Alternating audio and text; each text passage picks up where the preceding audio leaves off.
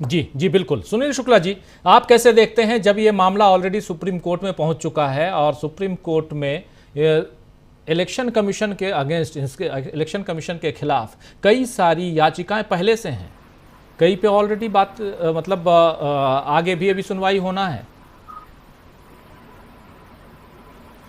धन्यवाद राजीव जी। निर्वाचन आयोग के द्वारा आम मतदाता के नागरिकता निर्धारित करने संबंधी जो निर्देश पहले दिए गए थे उनको सर्वोच्च न्यायालय खारिज कर चुका है। इसके पूर्व में भी अगर आप याद कीजिए तो 1992-95 में सर्वोच्च न्यायालय ने तत्कालीन बॉम्बे और आज का मुंबई में लगभग 2 लाख मतदाताओं को उसने नागरिकता के आधार पर नोटिस जारी किया था कि आपका नाम मतदाता सूची में नहीं रहेगा। निर्वाचन आयोग ने उन सभी मतदाताओं से उनके जन्म प्रमाण पत्र, उनका इंडियन पासपोर्ट, नागरिकता के प्रमाण पत्र और नागरिकता रजिस्टर में उनके नाम होने के अभिलेख मांगे थे। सर्वोच्च न्यायालय ने उसको गैर कानूनी घोषित किया था और ये कहा था कि नागरिकता निर्धारित करने का काम सर्वोच्च न्यायालय का नहीं है। निर्वाचन आयोग जन प्रतिनिधित्व कानून 1950 के तहत काम करता है। इसी कानून के तहत उसे मतदाता सूची बनाने का अधिकार दिया गया है।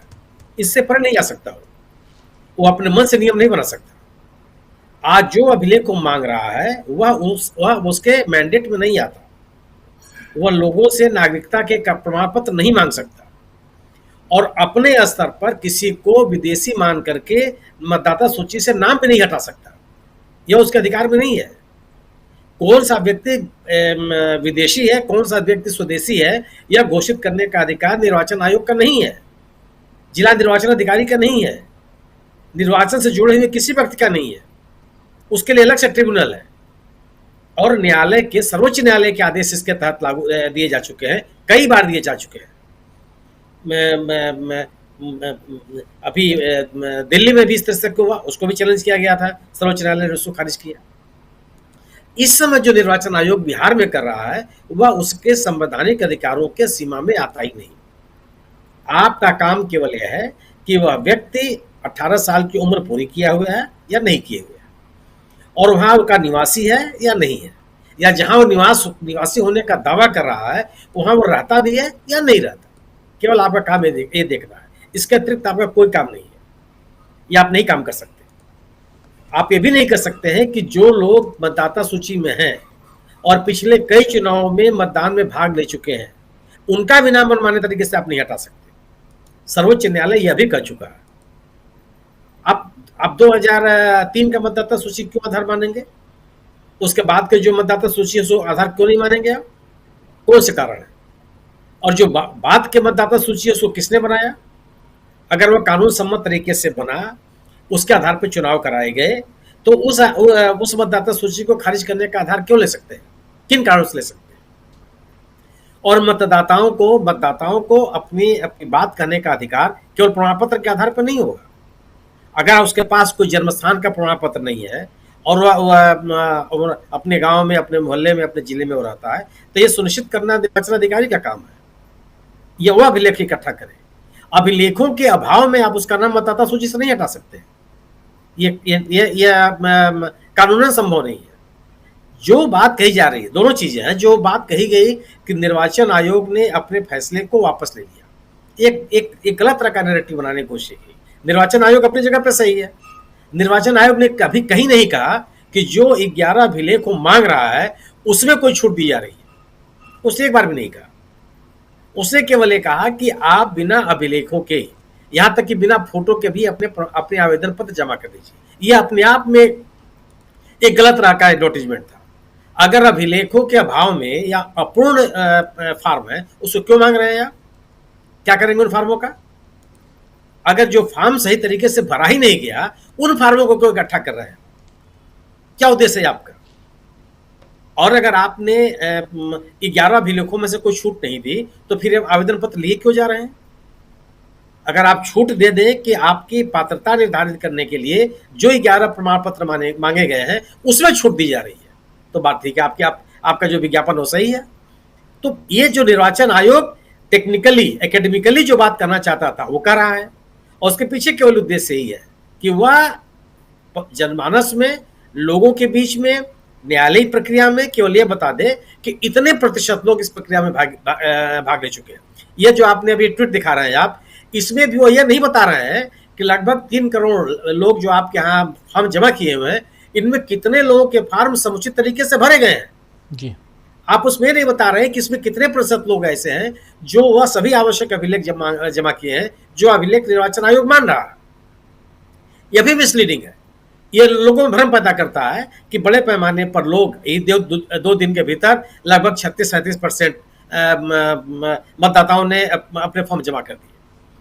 तो सवाल के निर्वाचन आयोग अपने अभी जब तक इसके ऊपर 2 ही तरीके, या सर्वोच्च न्यायालय आदेश पारित करेगा, और मेरा अपना मानना है कि जो उसका आदेश 1995 में आया था, उस निर्णय के आलोक में जो आगे भी वो निर्णय देता रहा, वह नौगांव जिले के मामले को लेकर के, असम के नौगांव जिले के मामले को लेकर के अपने 1995 के एक आदेश को बहाल रखा था। गोवा में एक प्रकरण आया था, उसमें 1995 के आदेश के तहत अपने निर्णय को बहाल रखा था। तो नागरिकता के नाम पर मतदाता सूची से मतदाताओं के नाम हटाने की जो कोशिश निर्वाचन आयोग ने अतीत में जब जब भी की है, निर्वाचन आयोग का हस्तक्षेप हुआ है और उस पूरी की पूरी प्रक्रिया पर सर्वोच्च न्यायालय ने रोक लगाने की कोशिश की है, या सभी मामलों में सभी मतदाताओं को पूरी सुनवाई, उसने कहा कि क्वैसी जुडिशियल इंक्वायरी करेंगे, कोई प्रशासनिक जांच नहीं करेंगे, क्वैसी जुडिशियल जांच होनी चाहिए और इससे मतदाता को पूरा का पूरा अवसर प्राप्त हो आपके निर्णय को चुनौती देने के लिए। तो 1995 के बाद भी लगातार सर्वोच्च न्यायालय इस मामले में गंभीर रहा है। मेरा अपना मानना है कि बिहार के इस मामले पर भी सर्वोच्च न्यायालय, ये ठीक है, ये सर्वोच्च निर्वाचन आयोग ये कह सकता है कि प्रक्रिया चल रही है, तो प्रक्रिया किस बेसिस पे चल रही है, जिस आधार पे आप इस प्रक्रिया को चलाना चाहते हैं, क्या वह कानून सम्मत है? क्या वह प्रक्रिया निर्वाचन आयोग जारी रखने की का संवैधानिक दायित्व उसके ऊपर है? क्या नागरिकता को सुनिश्चित करने की जिम्मेदारी निर्वाचन आयोग के ऊपर है? और इस बिना पर वो मतदाता सूची से किसी का नाम काट सकता है कि उसका नाम वह नागरिक है या नहीं है? ये पूरी की पूरी जो प्रक्रिया है यह दोषित है, लोकतंत्र के खिलाफ है और सामान्य जो लोकतांत्रिक मूल्य है उसके खिलाफ है। तो ये और जो ये नैरेटिव बनाने की कोशिश है, मेरा अपना मानना है कि 9 तारीख का जो प्रदर्शन है राज्यव्यापी बिहार में, वो ज़्यादा महत्वपूर्ण है। और